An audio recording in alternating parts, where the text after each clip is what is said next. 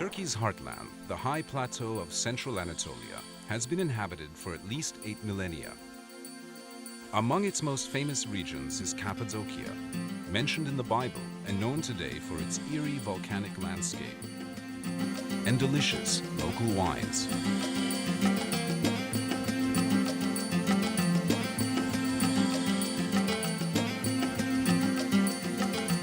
When Mount Erciyes, near Kayseri, was an active volcano, it spewed tons of lava and volcanic ash over the region. The ash solidified into soft rock that was later eroded by wind and water into valleys, plateaus, gorges, caves, and pinnacles. Early Christians settled in Cappadocia to practice their religion in peace. St. Paul visited here, and many monks and hermits sought the solitude of its lonely valleys filled with caves.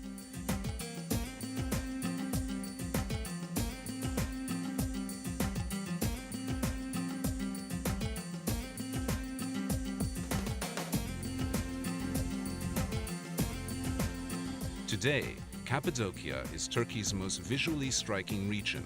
Visitors come from around the world to tour the Göreme Open Air Museum, a World Heritage Site sheltering dozens of medieval cave churches. Many of the church interiors are decorated with colorful frescoes of religious scenes. Perhaps the finest are the dark church, called Karanlık Kilise in Turkish, and the church of the Buckle, or Tokalı Kilise.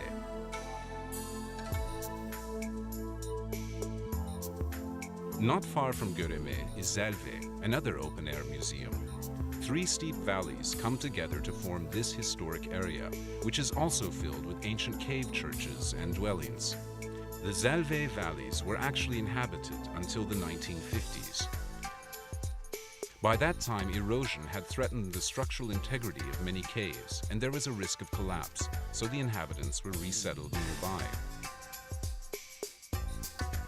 Dominating the Cappadocian skyline is the natural fortress of Uçhisar, rising above the town of the same name. This great rock promontory, 60 meters high, was hollowed out and made into a fortress by early settlers. Today, visitors climb to the top through a system of caves and passages to enjoy the spectacular panoramic views from the top. The town of Avanos, on the banks of the Kızılırmak River, is famous for its colorful Cappadocian carpets and red clay pottery.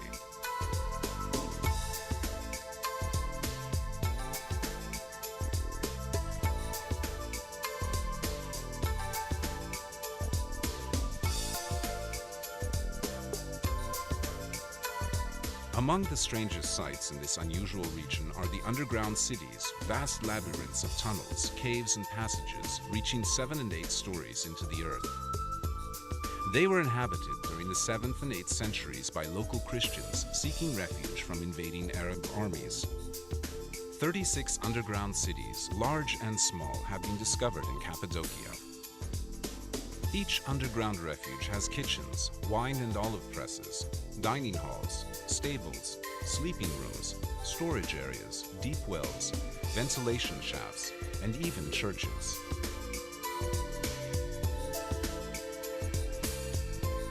The entire complex could be closed off to enemies by rolling huge stone wheel doors across the entrance tunnels.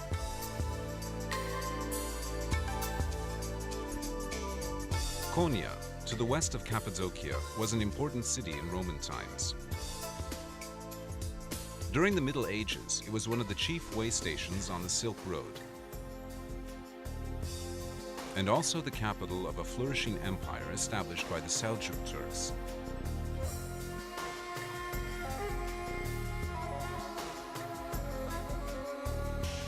At the height of the Seljuk power of the 13th century, Konya was home to Mevlana Celaleddin Rumi, one of the world's greatest mystic poets and philosophers.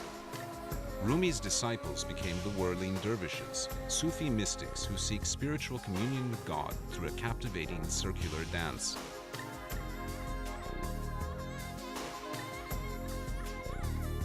A common sight in Cappadocia are the caravanserais, great fortified structures built to encourage commerce along the Silk Road.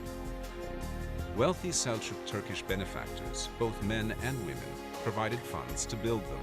They also provided daily food for caravaneers, fodder for the animals, mosques for worship, baths, and medical and veterinary care.